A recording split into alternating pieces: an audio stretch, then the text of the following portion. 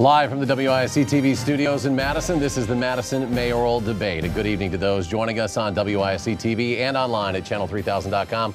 I'm News 3's Eric Franke. We are just days away now from when the polls open on Election Day, and two candidates, each very familiar to Madison, are hoping to convince you tonight and earn your vote for Madison's mayor. Dave Cheslevich is the incumbent mayor of Madison since 2003. He sought and won re-election in 2007. A native of West Allis, a UW-Madison graduate. Prior to his time as mayor, he co-founded and served as first executive director of Thousand Friends of Wisconsin, a nonprofit focusing on land use and transportation issues. He has also served as director of government relations for the Nature Conservancy. The 52-year-old lives in the Regent neighborhood. Paul Soglin served on the Common Council before becoming mayor of Madison in 1973, was re-elected twice before leaving government, practicing law in Madison. He returned as mayor from 1989 until 1997, when he ran unsuccessfully for U.S. Congress. Soglin, born in Chicago, graduated both undergrad and law school from UW-Madison. Currently, he's on leave as a community development advisor for the Wisconsin Housing and Economic Development Authority. The 65-year-old lives in the Sunset Hills neighborhood. Now, here is the format tonight. Each candidate will get 2 minutes to respond to the question. In some cases, we may offer another minute of open discussion where both candidates can jump into the discussion.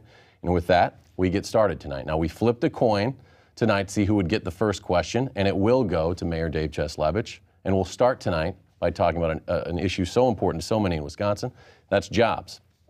Now, a key component to creating and growing jobs is courting new businesses, keeping those who are already here happy. You both have been mayor of Madison at a time when, fair or not, Madison has gotten a reputation of perhaps being unfriendly to business. So my first question to you, Mayor Cheslevich, would be, how do you change that? Thank you. Well, first of all, I'd like to thank Channel 3 for hosting this debate. I'm very pleased in this election to have the support of both labor and business, both the Chamber of Commerce, Downtown Madison Incorporated, and virtually every union that has endorsed in this election has endorsed me. And that's because they believe that I can create jobs here in the city of Madison, that we together can create jobs here in the city of Madison. Madison continues to have a very strong economy compared to the rest of the country, 4.4% unemployment rate. Now that's too high for Madison, but it compares well to just about any other community in our country. But we can't rest on our laurels. We need to do better. And so we're concentrating on things like the Capital East District, where ShopUp, a major new company, an exciting new company, is moving in 200 jobs, perhaps 400 jobs there in the next 2 years, taking over 200,000 square feet. And that's going to be a catalyst to ignite that whole East Washington Capital District. We have the Second University Research Park, another important economic engine to our city, the BioAg Gateway on the southeast side. We've been investing in economic development, created the first economic development director position in the city, revised our economic development plan for the first time in 30 years. So we're moving the city forward. We have been successful, but we really need to invest in the modern economy, and that's what we plan to do in the next 4 years. Mayor Soglin. Thank you. Recently, a woman here in Madison came up to me and spoke about her son, and she said very simply, what I'm interested in is that my son complete his education successfully, that he get a good job here in Madison, and be able to afford to live in our community. And that's really what this is all about. It's about Madison people and their ability to contribute to our society and to make a fine home here in Madison. When I was mayor during the 1990s, you got to remember that that term started out with a very deep recession. We were either first or second in unemployment in the United States. We traded places occasionally with Lincoln, Nebraska. Once in a while, once every few years, we'd slip into third place. But we were the leader in the United States in terms of creating jobs. Now, if you look at the latest statistics for last year from the Bureau of Labor Statistics, we were 267th. I mean, most people can't even name that many cities in the U.S. in terms of creating jobs. We can do better, we will do better, and we have to approach it several ways. First, we have to approach it from the standpoint of what an employer wants.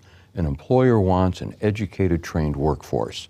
That means we have to work together with the county, with educational institutions, with various agencies that work in creating, not only creating jobs, but in-job training. We have to meet the needs of the employer in providing that quality workforce. Second thing we need to do is we have to create an atmosphere for building and developing. For too long now, we've had too many conflicts that drag out as we attempt to reconcile differences between neighborhood activists, developers, and people focused on economic development. We should be on the same page. We can be on the same page. I'm convinced, given the record that I've demonstrated in the past, we can make Madison happen again. Mayor Soglin, thank you to both of you. We'll leave that question right there. Let's talk for a moment, kind of also along those lines of jobs, and because that's certainly central to this discussion, but let's talk about what's happening at the Capitol and how it impacts Madison. With the high number of government workers that make up Madison's population, increased spending, they'll have to, fork over more money now for health care, pensions, all those sorts of things. Of course, that means less money for Madison residents to spend. Given that, can you build a strong economy when potentially all that money is taken out of their pockets? We'll start with Mayor Soglin. There is going to be a difficulty that we encounter on several different levels. Most of the discussion up until now has focused on the loss of revenue for government and what that means to services. We've seen the discussion focused on the contribution that the public employees will now have to make to their health insurance and to their retirement contributions. But the point you're raising is one that's been discussed very little, and it's very critical, which is what does it mean to have hundreds of millions of dollars in the next few years taken out of our economy and, in effect, not available for purchasing homes, renting, purchasing food, and all the things that are the elements of a strong economy. It makes it that much more important that we do several things. The first of which is, and fortunately we've been doing this in Madison for several decades, growing the private sector. So we're not so dependent upon the public sector, the educational institutions, the government employment in the city, the county, and the state. Second thing that we need to do is we have to, in effect, re-examine how we manage government. We had some excellent efforts in the past to have quality management, efforts to provide services more efficiently. That's important because the tax dollars are limited. And if we can be frugal, if we can provide high quality services, in effect, that's one way of making up the lost revenues. The third thing I want to mention, because we've had two discussions about, in effect, the economy and jobs, is we've got a significant number of households in this community that are below the poverty line. There are steps we can take to coordinate all the essential services they need, already existing without spending more money, to get them into the economy. Thank you, Mayor Soglin. 2 minutes, Mayor Cheslevich. Well, of course, I oppose Governor Walker's draconian divisive budget. It will take $250 million out of the Dane County economy, and that's just for the impact on state and local employees alone. Then you look at some of the other things he's done, slashing the earned income tax credit. Do you know that a single mother with 2 children earning $15,000 a year will take a $302 cut under the governor's proposed biennial budget? And that's just for starters. So this governor has proposed a budget that will divide us, that will take money out of our economy, not just for state employees, but for others as well. And so we need to do a couple of things. First of all, we need to diversify our economy. Now, the University Research Park, the Capitol East Gateway that I talked about earlier, the BioA Gateway, that's all part of that. That's all taking ideas, many that come from the university, incubating them in a research park, and then having those ideas develop fully out in our community, employing Madisonians. The second thing we need to do is we really need to focus on buying local. Every dollar that's spent in a local business in our community recirculates 7 times in our community. We really need to emphasize local buying power because the cuts that we take, that $250 million, will fall most heavily on small, locally grown businesses. If you think about it, in your family budget, the first thing that goes, the first thing that's paid is your mortgage. Probably the second thing is maybe a car payment. And what's going to be hurt is the local businesses, the restaurants, the flower shops, the clothing stores. So we need to rededicate ourselves to buying local. And I encourage you both, if you ever want to engage in a discussion after you hear somebody's answer and you want to differ from their opinion at all, feel free to do so. We have a minute set aside after each question for general discussion. We've talked about the state capitol, we've talked about the economy to a degree, and we've also want to mention that several News 3 viewers have submitted questions through various social media, Facebook, Twitter, email, and we'll share some of those questions tonight throughout the hour. And this one is from a viewer, James Richters, and this is via email, and he writes, quote, recently in the news, you, Mayor Cheslevich, were shown joining protesters at the Capitol, but if you're, quote, in bed with public employees and their unions, who represents management, i.e., the taxpayers, on the other side of the collective bargaining table? Both of you have come out in support of the unions. How can you effectively represent taxpayers at the bargaining table? And we begin with Mayor Cheslevich for this question. First of all, thank you for that question. I was proud to join protesters at the Capitol just about every day that they were up there. I thought that what Governor Walker has proposed is one of the most divisive things that I have seen proposed in this state in my entire lifetime. Collective bargaining works, and the governor, for I think political reasons of his own, has decided that he wants to wipe out 40 years of labor peace. You know, we haven't had a municipal or teacher employee strike in this state in decades, thanks to collective bargaining. And so I strongly oppose that legislation, and so I was proud to join our firefighters who were endorsing me, our police officers who were endorsing me, AFSCME who was endorsing me. I was proud to join them in those demonstrations. But at the same time, I can sit across the table just like this and negotiate with them in good faith under collective bargaining. That's exactly what we did. The unions came to us, and they suggested that they could take $5.3 million in cuts next year to help us balance our budget in exchange for a joint effort on our part to try to not lay anyone off. And I don't want to lay anyone off either. I don't want to lay off police officers, firefighters, people who plow our streets.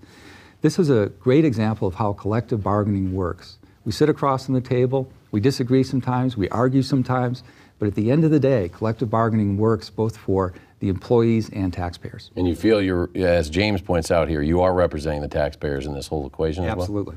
Okay. Mayor Soglin. Well, part of what the mayor has said I agree with, which is namely that you can be supportive of collective bargaining, you can be supportive of these labor organizations when they're under assault, as we all are, from the governor's budget. I don't think there's any question about that.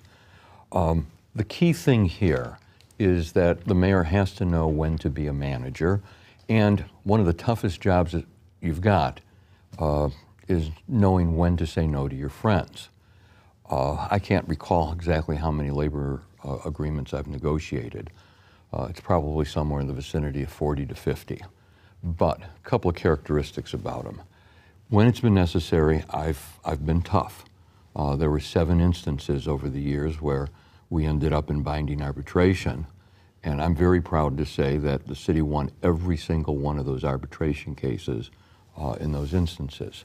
The other thing that I'd note is that we always did bring the labor contracts in on time. That's very critical, not just because of the nature of the contracts, but it creates a collaborative workforce, a collaborative environment that's so critical to doing quality work in city government.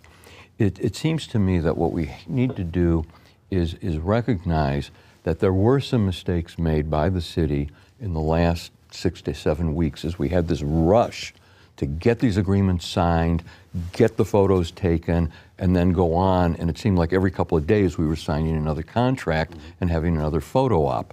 The point being that the contracts weren't done right because of the rush and because we hadn't had a contract with most of these unions going back through the year 2010. That's something I'll not allow to happen. And so what we did see then was that the contracts were not originally extended as long as they could have been, and they were too rich. It's interesting that it was the unions, not the city, that determined that this was too much of a burden for the city to take. Wrap up that question, and I want to deviate a bit from our script here. Can I respond to that? I want to give you the opportunity to respond as well. Well, you know, I'd say binding arbitration, going to binding arbitration is a sign of failure. Paul failed 7 times, I failed once. And with regard to the union contracts, the reason we had to act so quickly was because we had a governor and a Republican legislature that were bound and determined to turn around 40 years of labor peace, originally in 5 days. And we didn't know, I don't think Paul knew, I don't think anybody knew how this was going to play out. So we sat down with our unions to try to protect them literally from going out of existence.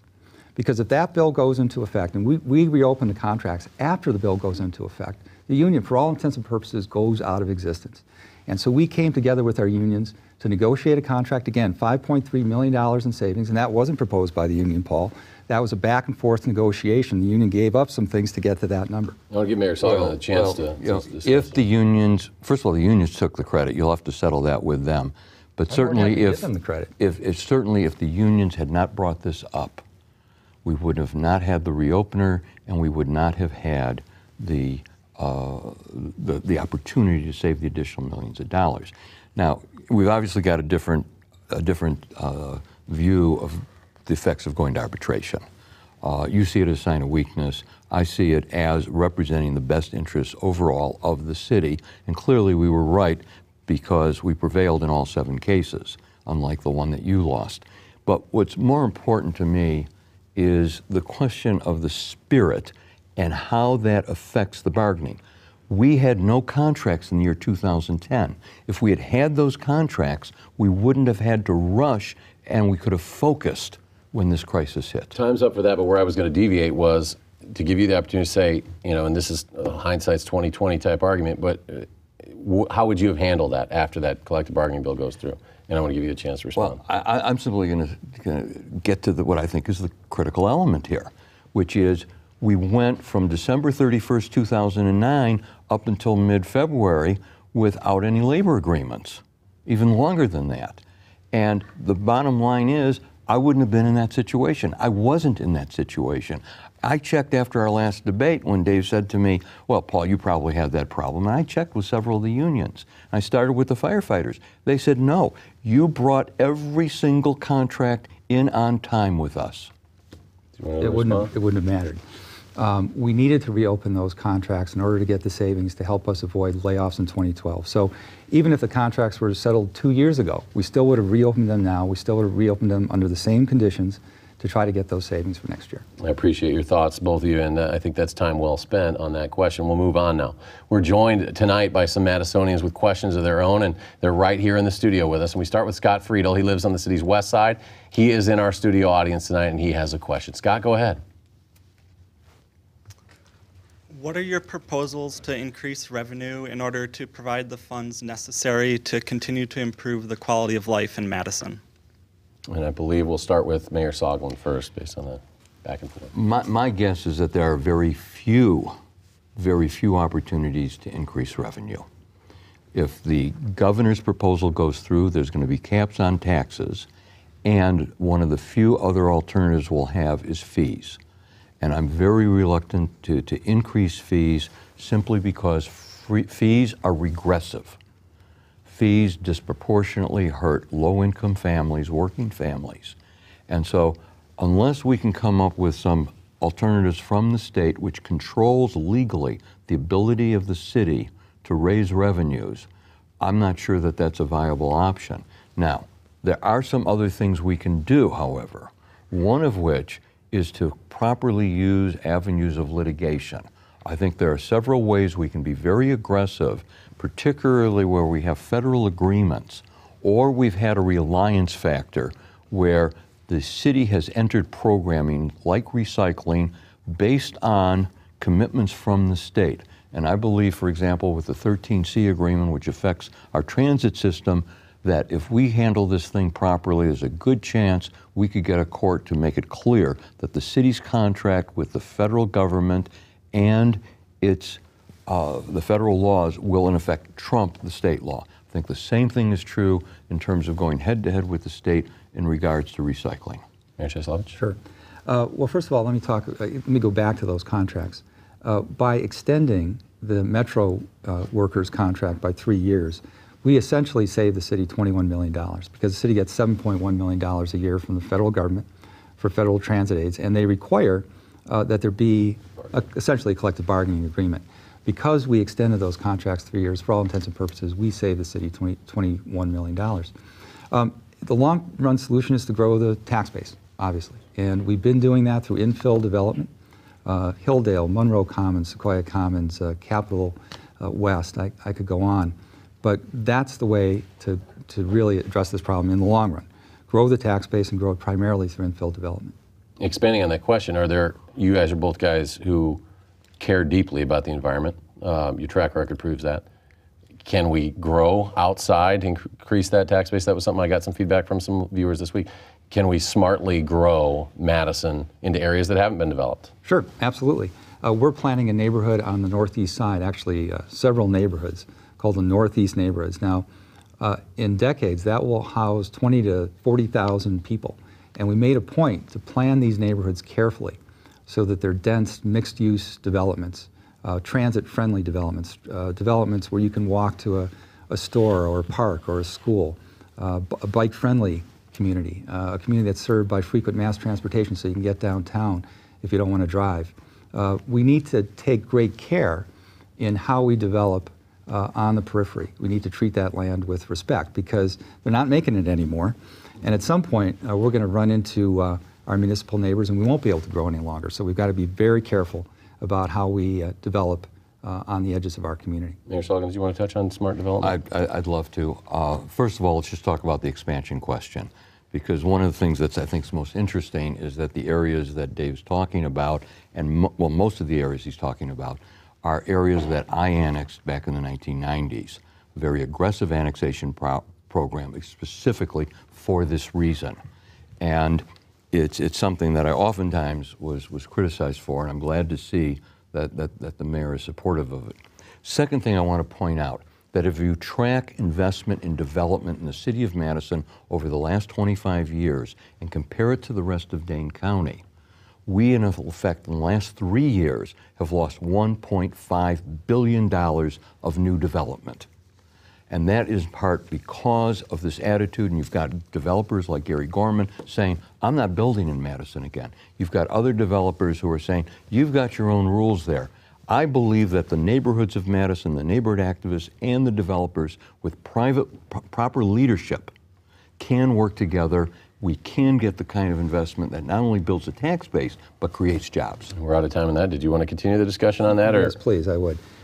If you look at the growth in tax base over the last 5 years, the growth in Madison actually mirrors that of the rest of Dane County. It's 12%. If you take Verona out. Verona is an outlier, and Verona is an outlier because of Epic, where Paul used to work. When Epic started to develop in Verona, Verona took off, not just with the Epic properties, but with housing around it. And that is an outlier. But if you take Verona out, then the growth in Madison equals the growth in the rest of Dane County. We actually outpaced Middleton and Fitchburg. We have a few seconds left if you want to address that. The point is we have a horrible reputation. The numbers demonstrate that people do not want to build in Madison the way they used to. And if we're going to do it right, and this particularly relates to the new ordinances that are being prepared on zoning, we have to look at bulk, we have to look at mass, we have to look at density. We have to recognize that if we're going to be efficient in land use, which enhances our transportation system, that we are going to be looking at better relationships in development. We're going to move on to our next question, and it just speaks to the challenges the mayor of Madison faces. Our next question, submitted via Twitter from D. Thompson Jr., wants to know, after all this talk about trying to create revenues, if either of you has a plan to reduce property tax levels, given the challenges the city's facing. This first to Mayor Soglin. Very simply, I think it's unrealistic to expect us to reduce property tax levels. I think what we need to do, where we can control the burden, is to deal with the debt service. The debt service is out of control. In my 8 years as mayor, debt service rose about 55%. In Dave's 8 years as mayor, it's risen over 103%, and at least during my years, we've got Monona Terrace to show for it. The point is this: when you get debt service up to 12.5%, it becomes that high in your operating budget, you're not only risking your AAA bond rating, but you don't have the revenues to use for city services. That's what's so critical about it. We've got to maintain the basic services, police, fire, and we certainly have to deal with the most critical issue facing us now, which is the rising record levels of poverty in our community. That, to me, is what's so critical. The mayor has to take responsibility, and I'm going to start with making cuts in the mayor's office. I've been there. I know that the mayor's office is just one of the budgets that's increased the most in the last 8 years, can be cut by at least a net of $150,000. Mayor Cheslevich, the question was about reducing property tax levels. You can also certainly respond to Mayor Soglin's. Well, I agree with Paul on the first point. I think it's unrealistic to promise a property tax reduction in this environment. Let me address debt service. Debt was higher under Paul's term than it is under mine. His average debt service each of the 14 years he was in office was 11.45%. Mine is 11.31. And we are making smart investments in our infrastructure. Paul talks about Monona Terrace. I'm a little bit more of a nuts and bolts guy. I'm investing in rebuilding streets. And we count potholes. I created a program. It's a good management program called Madison Measures. And we count 100 different things, on-the-ground experience people have with our services. And we count potholes. Turns out potholes are down 20% in the last 2 years. Why? Because we're rebuilding streets. That is the most basic of city services. And now's the time to do it. We are getting some of the lowest interest rates ever. We are getting some of the best construction bids ever. And we're putting people to work in good paying construction jobs when they need them. All right. I've got to 1 respond, minute, you bet. Because the numbers Dave is giving are false. It's simply not true. And the reason is he's giving you debt service, which includes, in my 8 years, Monona Terrace and our stormwater system and our repairs on that. When you're giving the numbers, Dave, for your years, you are excluding Monona Terrace and you're excluding the stormwater utility. So it's completely unfair to give those numbers, and when you properly use my numbers and your numbers, you not only have a higher rate of debt service all 8 years, but you also have taken us up to 14%. But it doesn't make sense to count. Monona Terrace is currently supported. The bonds on Monona Terrace are supported through the room tax. But it's 6 of one, half dozen of the other, Paul. It still comes out of the general fund. Whether it's supported by the property tax literally or through the room tax, it's still room tax revenues that could go to reduce the property tax. So are you going to use Monona Terrace in your numbers when I'm mayor? Are you going to use Monona Terrace in your numbers when you're mayor? Yes, we should use Monona Terrace in the overall numbers. Gentlemen, thank you. Then your numbers are wrong. We'll move on to the next question, and several folks posing questions about the city's water quality. Of course, that's been a highly publicized issue over the last several years. Carol Fainick is among them, and she's in our audience tonight, and she has a question here in person. Carol? Hello. First of all, I want to thank Channel 3 for giving citizens a chance to be part of this process. One of my questions is, in recent years, there have been highly publicized issues focusing on Madison's water supply, and these have really concerned me, and they include concerns about the levels of manganese and, more recently, chromium-6. And I'm wondering how each of the candidates would effectively address these issues and ensure the safety of our water supply. And this first posed to Mayor Cheslevich. Sure. 2 minutes. That's an excellent question. Thanks for answering it.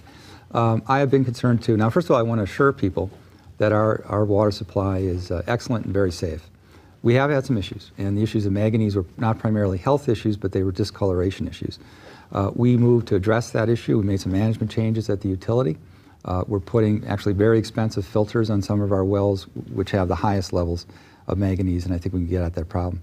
We've also been investing in water utility infrastructure, rebuilding sewer mains, water mains at a very rapid rate. We're bringing to an end the long process of replacing all of the lead services and lead mains, which actually were a far bigger health threat than manganese. Chromium-6, something to keep an eye on. The Environmental Working Group did issue a report, and we responded immediately and tested all of our wells. We didn't have to, but we tested all of our wells, and we found that all of the readings in the wells were well below areas that should bring a health concern. But we need to definitely keep an eye on it. And I will say that the Environmental Working Group complimented the City of Madison on its response to their report. Mayor Soglin. Yes. I think we have to understand two things about our water utility. First, that we can solve the problems. There's no question about that. The second thing is that we can do much better. The issues of chemicals in the water will continue to be one we have to pay careful attention to, and we cannot leave it out of sight, out of mind. That's very important. The mayor's staff has to work continually with the water utility on these issues. We have to do a second thing, which is we still have some old lead fixtures that need replacing. That I'm confident we can do. There are also about 40 years worth of piping that needs replacing. We have to get ourselves on a firm schedule and stay with it. Lastly, we do have some problems in terms of capacity. And the problems of capacity are presented both as a financial matter and in meeting the areas of growth within the community, but they present another dilemma, which is if we don't increase that capacity and we still have the demand, the physics of water is such that if we keep up the demand and the pumping, we are actually going to compromise the existing system. We need a plan. And there's no question that we as a community have the capability of doing it. We have the resources to do it. I'm simply concerned that because we've had this out of sight, out of mind attitude for so long, that we're going to have to play catch up for a number of years. All right, thank you, gentlemen. We'll move on a bit and look more at some of the policy positions. And it has been written, some watching this race, perhaps those who haven't been here tonight, have said on many of the issues it's hard to tell the two of you apart. Describe a critical policy difference between you and your opponent. We begin this question with Mayor Soglin. Well, I think there's no question that on the matter of poverty and the record rates that we've got, there's a critical difference between Dave and myself. I say it's the number one issue. It's the issue that we must address, that the mayor must get up every single morning and be prepared to tackle with a team that focuses on transportation, job training and education, quality child care, housing, and health care. There's no one in our county who's responsible for all of these areas, yet they are indispensable. They are indispensable in terms of making households economically sustainable. If we've got someone in a job training program and they've got good housing, but they don't have transportation and they don't have child care for their 3-year-old, it's all for naught. This is something we've done in the past, and we've also done it by providing the neighborhood resource teams. Now, one of the big differences here is that Dave defines the issue as the absence of crime. Now, in this city since 1994, we've pretty much seen a steady decline in crime, which matches what we've known from Freakonomics, namely that as the demographics change in terms of the number of young males in a community, crime declines. I don't look at the measurement of crime as the way to measure how well we're doing. When 51% of our kids are at or below the poverty line, when we've got schools with 70% of our kids under the poverty line, that is the number one compelling issue we need to address. You know, Dave just said the other day that there's not much that a mayor can do about poverty, that it's a national issue. If it was a national issue, then only controlled by the national economy, then every city's unemployment rate, every city's problems would track whatever the national rates are. But here in Madison, we can do better. We have to have a mayor who believes that the city and its community can do something about poverty. Mayor Soglin, thank you. Your chance to answer. I care deeply about the issue of poverty, but rather than just talking about how it was done 15, 20 years ago, I did something about it in the last few years. When I came to office, Allied Drive was the most challenged neighborhood in our community. We invested millions of dollars in Allied Drive, bought 20% of the housing there, and I had to fight for that before the city council. I won that vote by 1 vote. A lot of people thought that it wasn't the right thing to do, but it turned out to be the right thing to do. We worked with the neighborhood for a year. We redesigned that whole development, and today, Allied Drive is much healthier. The quality of life there is much healthier. Crime is down 53%. And I disagree, Paul. I don't define a healthy neighborhood as just the absence of crime. It's a much stronger neighborhood in every way. Currently, we're working on trying to get a grocery store there. And as for the thing that I disagree with Paul on, we were at a forum a few weeks ago, and Paul said that the protests at the Capitol were not a game changer. Those were his words, not a game changer. I think they were a game changer. I think we may see that in a few days with the election of Joanne Kloppenburg to the Supreme Court. I think we may see it with the recall of 3 senators that might flip the Senate back to Democrats. I think that those protests were a game changer. Your thoughts on that? I mean, Dave's taking my comment out of context, and it does little to solve the problem that he thinks that the city can't do anything about poverty. When I said it wasn't a game changer, I was making the point that those of us who are opposed to the governor's policies are not going to get the governor to change. That doesn't mean it didn't make change. For example, I also have pointed out that there is all these other states that were going to do these draconian measures, and with the exception of Ohio, what we did here in Wisconsin had a profound effect around the rest of the country, and we are having changes. The changes are taking place among the community of moderate Republicans. It's taking place in the business community who are sending a message to Governor Walker, not in our name. Do not do this in our name. My point is that Governor Walker is not responding, and he won't respond unless we, in effect, undermine his political base. I'd rather look at it a positive way, which is for his political base or a significant part of it to say to Governor Walker, we believe in collective bargaining rights. We don't think this is necessary to solve the budget problems. Okay, well, we're up time-wise on that question. Our next one also comes via Twitter tonight from local journalist and author who has also served on the county board. Stu Levitan wants to know, is a little deeper on you, drawing a little more deeply on your experiences. Biggest mistake you made as mayor, why did you make that mistake? What did you learn? So a three-parter. Biggest mistake you made as mayor, why you made that mistake as you look back on it, and what you learned from it. And this goes first to Mayor Cheslevich. Well, my biggest mistake was not getting Paul to buy breakfast more often. We had all those breakfasts all those years, and he never told me that he was interested in running for mayor again or that he had a problem with my leadership. But so I wish I had made him pay out more often. My serious answer to that question is the RTA. I believed that if we had gone to referendum back in November on the Regional Transit Authority, gone to referendum on the question of the sales tax to fund and expand